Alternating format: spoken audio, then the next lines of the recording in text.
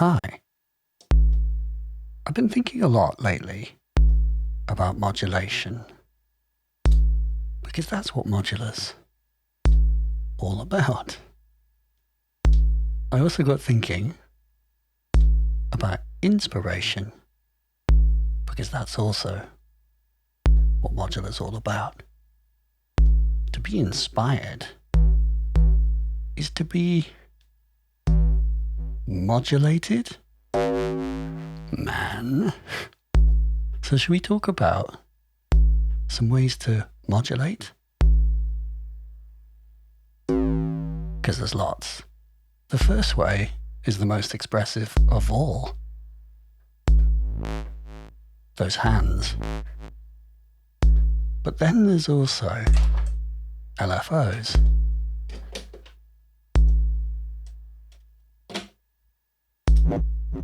Invisible hands.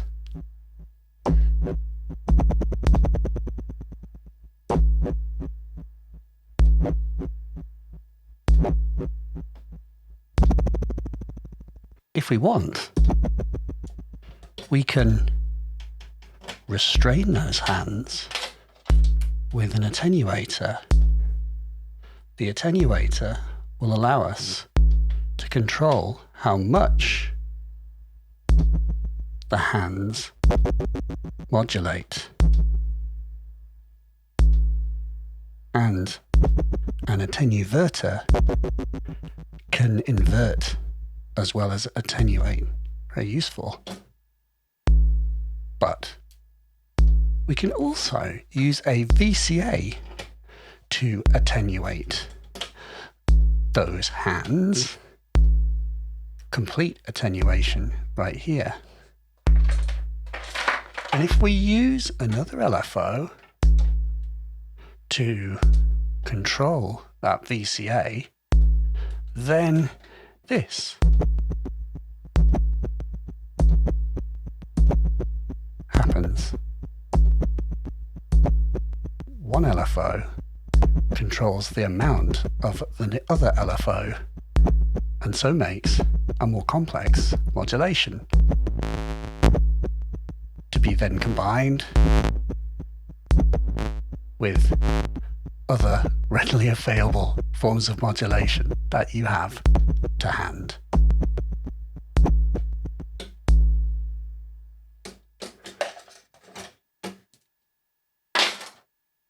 But I've also been thinking about another form of modulation, a real favourite of mine, and it's a cheat. It's called the Turing Machine, and it's just about to have its 10th birthday. Happy birthday, Turing Machine. And what a Turing Machine does is it is a form of stepped modulation. I've currently got 3, but I have more to build, some assembly required. What I like about them, in fact, what I love about them, is that a Turing Machine makes a kind of stepped modulation. Just like this.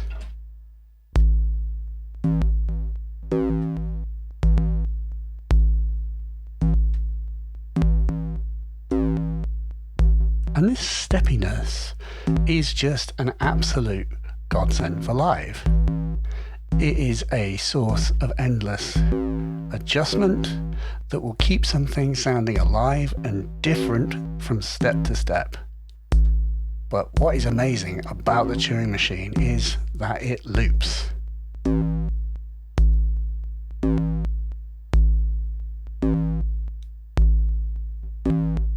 So that you can have the same thing repeating. And that's techno. In a nutshell, it takes randomness and makes it not random through repetition. And it really is the simplest possible interaction method that you could possibly hope to have. You just turn it.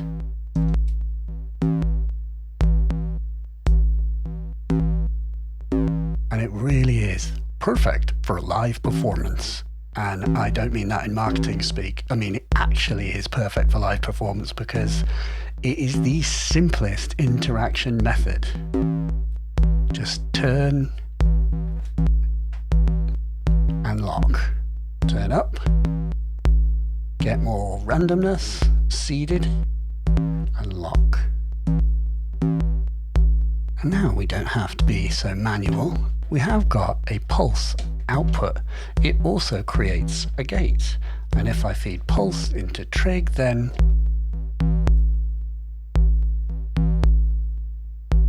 it does it for us. Locked.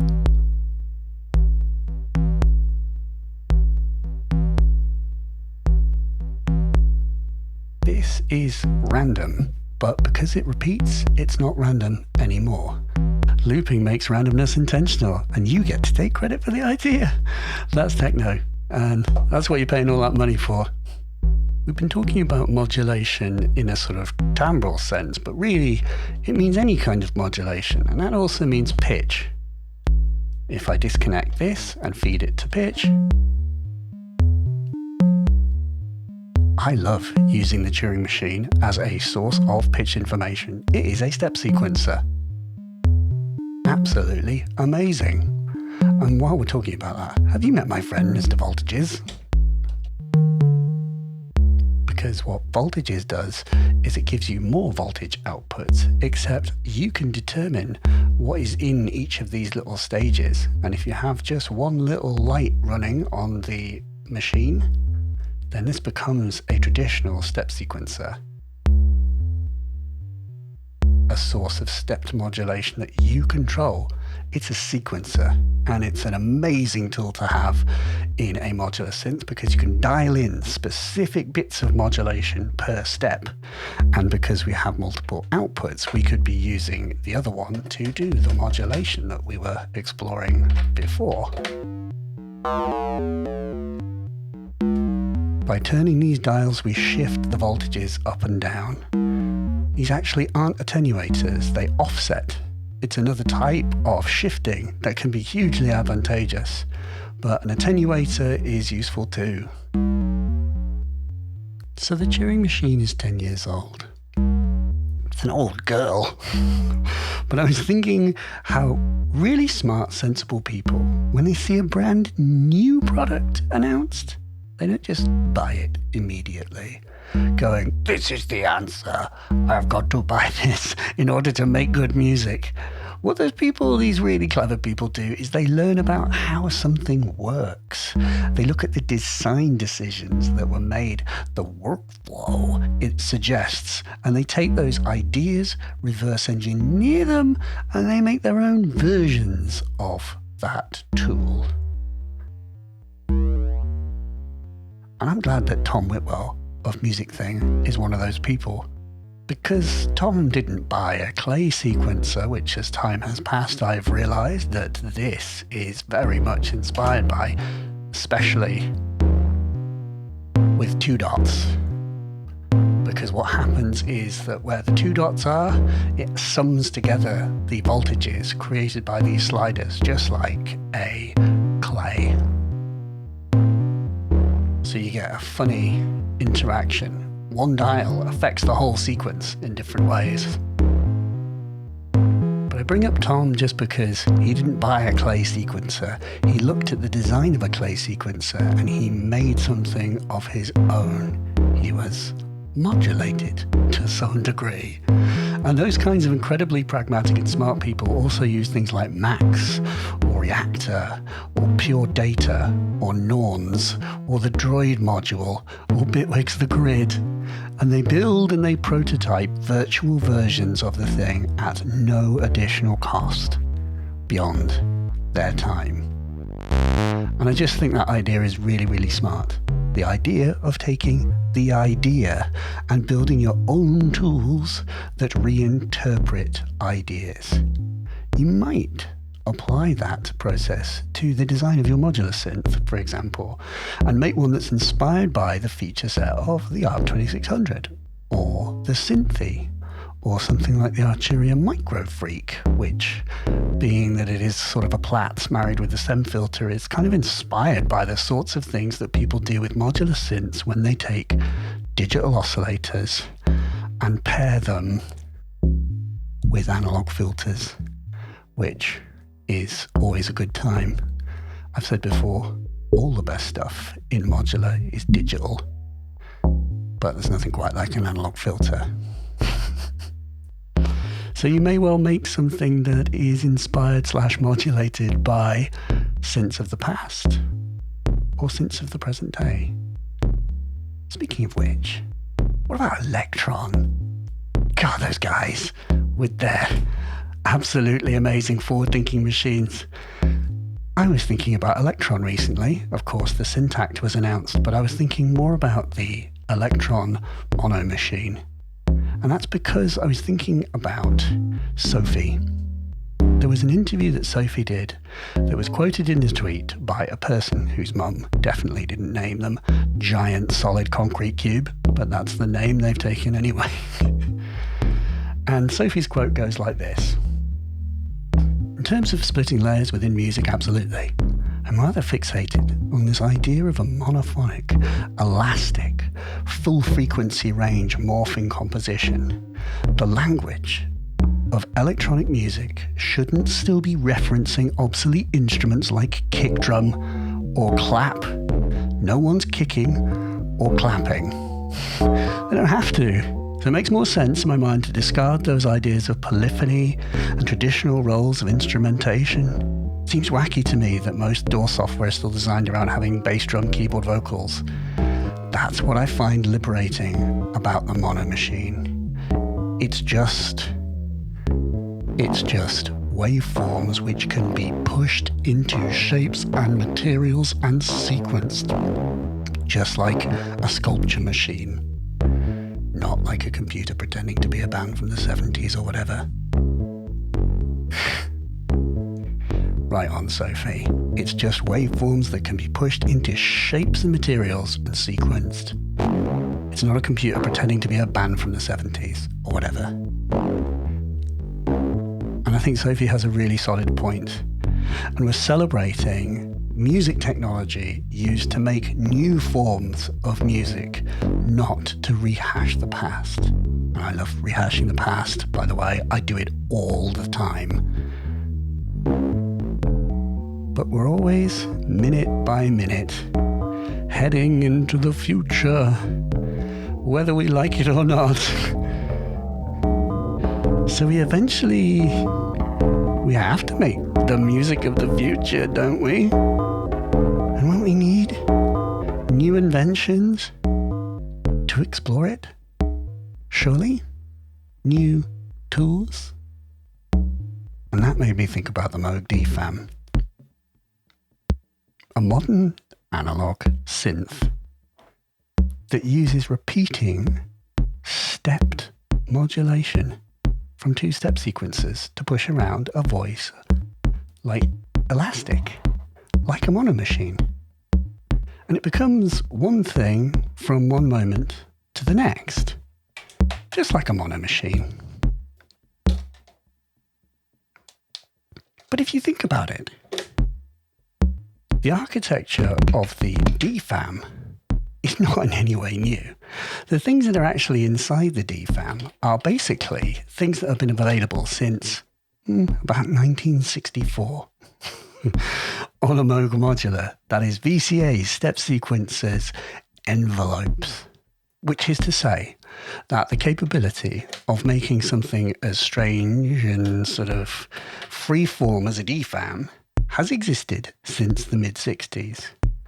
But did you hear anyone doing it in the mid-60s? Because I didn't. Well, maybe Subotnick and Go. But not like a DFAM. No one made a DFAM until the 21st century. But all the parts were there. They've been there since the mid-60s.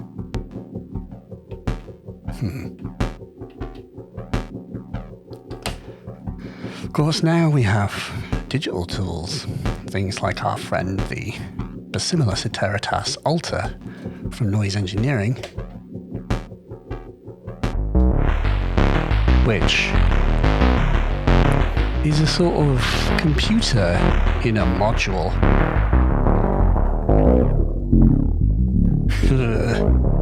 And it's code that is available to be pushed around with voltage modulation, just like a DFAM, like these old circuits of the past. And so, there is a point here. I put this system together to explore this idea of step modulation, inspired by the Syntakt, inspired by the Mono Machine, and inspired by the Turing Machine, which lets me kind of access that kind of workflow that is stepped modulation, which this responds so well to because it enjoys being pushed around. A singular voice that can sort of be the whole system, paired well with some delay in the Z5000 and a bit of analog filtration. I really like the ratio here. The BIA is the only origin of sound in this whole system. Everything else is just ways of pushing the BIA around. And maybe, yeah, okay, a delay and a filter, but still, I think you see my point.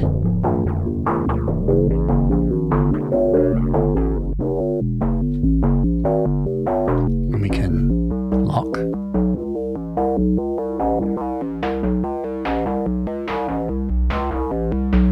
DivKid's new stereo strip here, by the way. Shout out, Ben. Thank you for sending this. It's got EQ and panning and an off switch. Why don't we use this output here to pan? That would be fun, wouldn't it? Pan CV.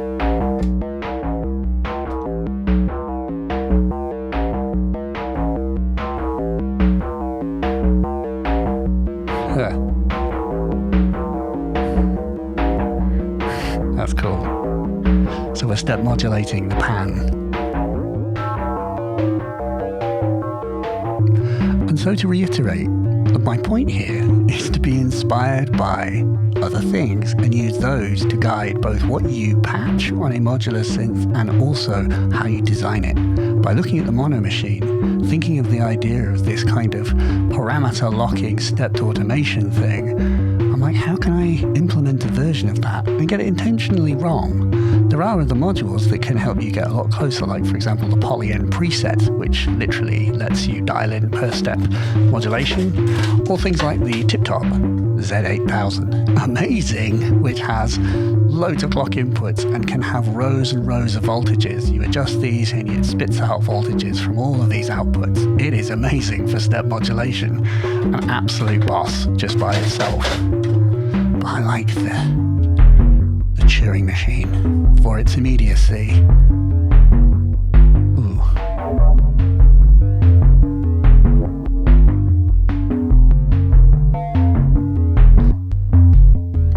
Cool. Nice. So, we've been talking about inspiration in modulation and machines from the past, and we mentioned the DFAM.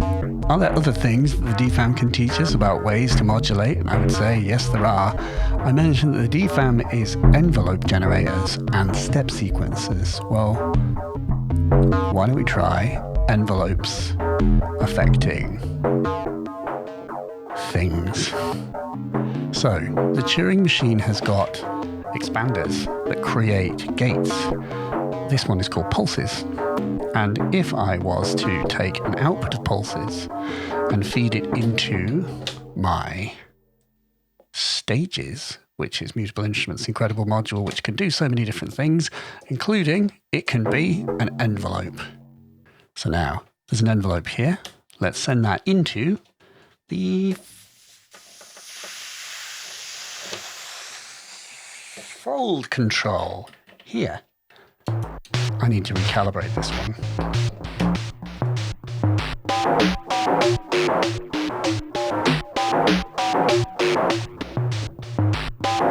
Ooh.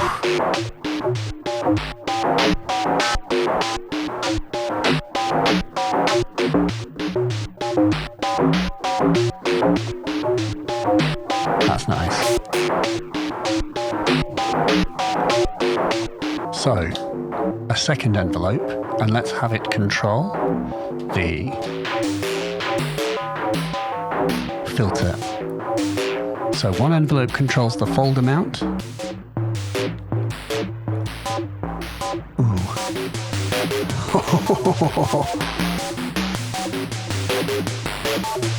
That's rather nice, isn't it?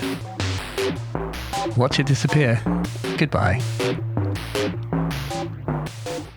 So the Turing's pulses create pulses. The pulses trigger envelopes, and the envelopes modulate.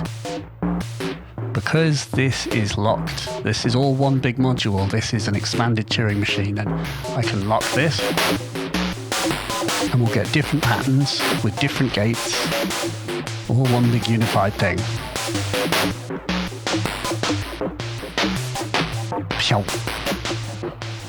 But this is what the DFAM does. The DFAM uses envelopes, and it envelope modulates things. So it's not sort of stepped modulation, it's a pow applied to an input. And a pow usually sounds really good on very, very expressive things like the BIA.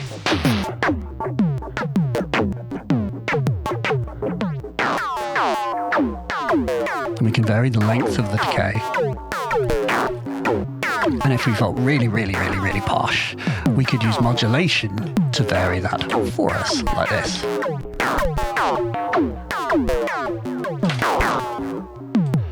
How high can we go? Let's mod.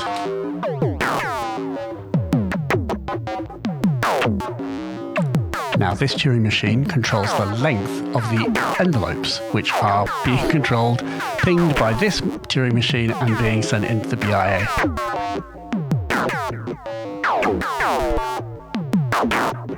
Always good to use stack cables because you can rehash voltages from elsewhere. That's me adjusting the trimmer to scale the effect.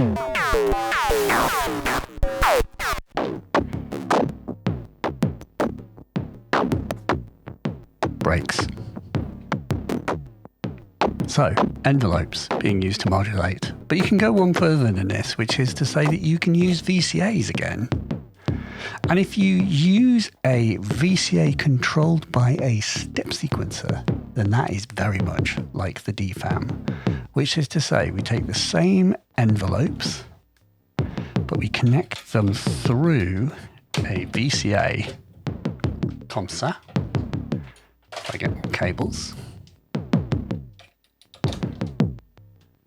And then plug them back in.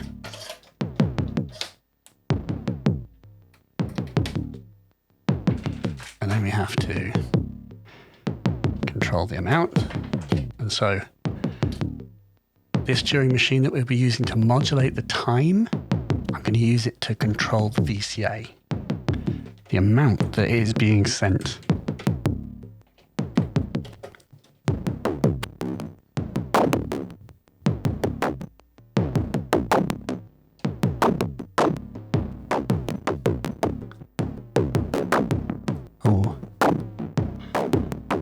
So what I'm doing, I'm using the same envelopes, but instead of sending them at full strength into control something, I'm using stepped modulation to control how much they are being sent. And the step modulation is the Turing machine that controls it.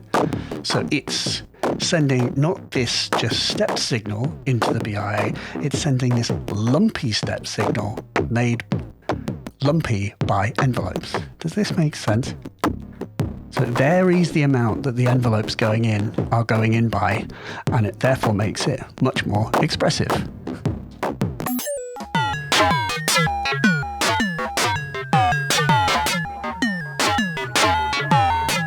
Whew.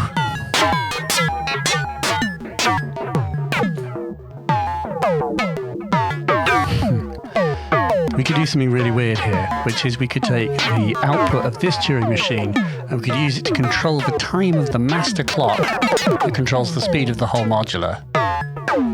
And you'll get a kind of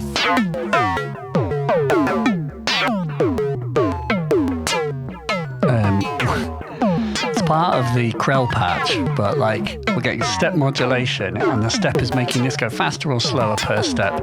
But this controls that, so it's a sort of circular thing. This has an influence on the speed it's being asked to run at, and especially if I turn that up.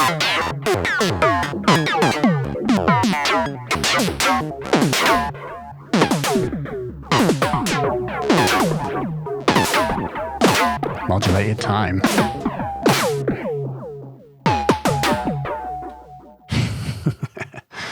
So yes, weirdness abounds, my friend. Weirdness abounds. Let's try something else very quickly. So what are some other ways that we can modulate? Well, I'm inspired by this whole like stepped kind of voltage thing. I like that idea of accessing held voltages that I can use for a variety of different things. And so another way that we can create held voltages is with an LFO, of course, in the way that we looked at before, where an LFO just pushes something around like this. We know about that, but it doesn't hold still. So a module that makes things hold still is a sample and hold module. And if we were to take this little trigger here, and I was to feed it into my module,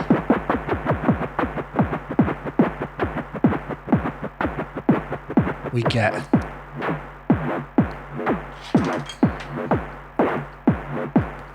the module being constantly triggered and being constantly LFO'd. But let's take the LFO, disconnected, feed it into the sample input, take the trigger, feed it into the trigger of the sample and hold module, and what it's going to do is it's going to hold whatever voltage the LFO is creating when this hits. And if I use that voltage that is coming out of the sample and hold module, let's try this one, we should get like that.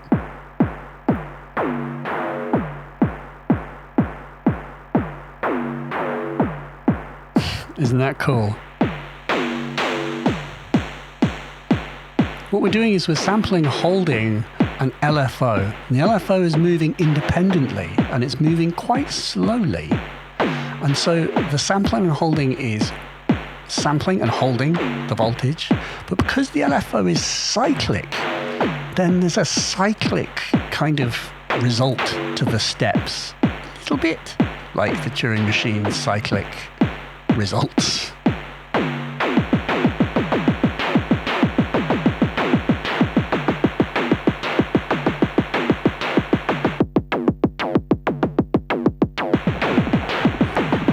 It's cool, isn't it?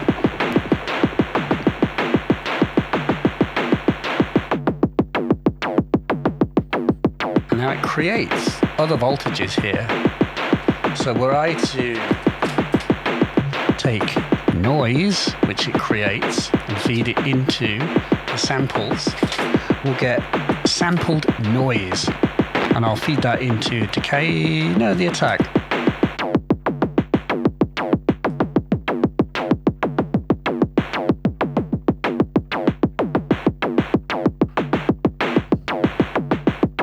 That clever div kid.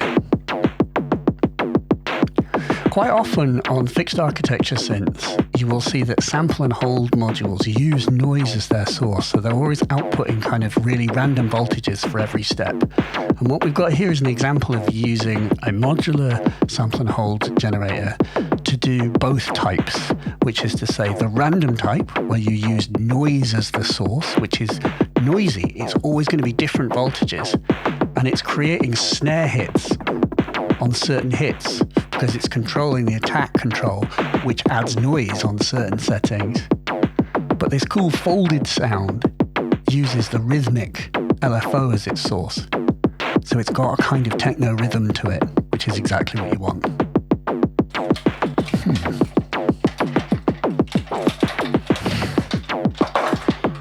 Pretty good, isn't it?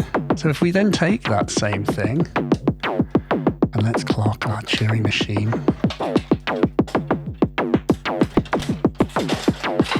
And then let's get, maybe the Turing machine will control a VCA. And I'm going to go for broke on my stacks. This is ridiculous. And control that. And then that feeds into my VCA. So I've got an envelope, which is going to have different heights as we were playing around with before, just like the DFAM. And then let's find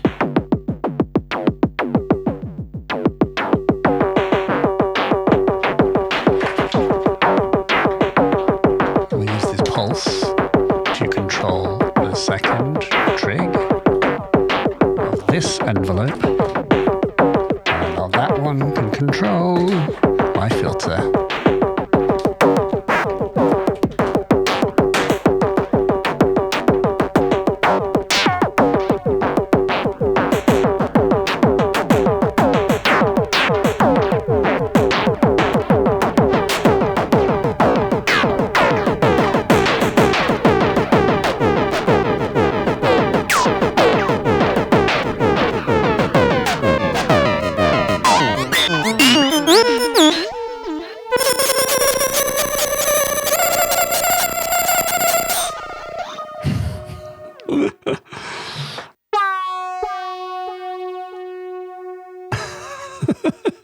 The music of the future takes time, and you're going to have to work on what it actually is. That's up to you, not me. But I hope you found this interesting to look at ways of modulating.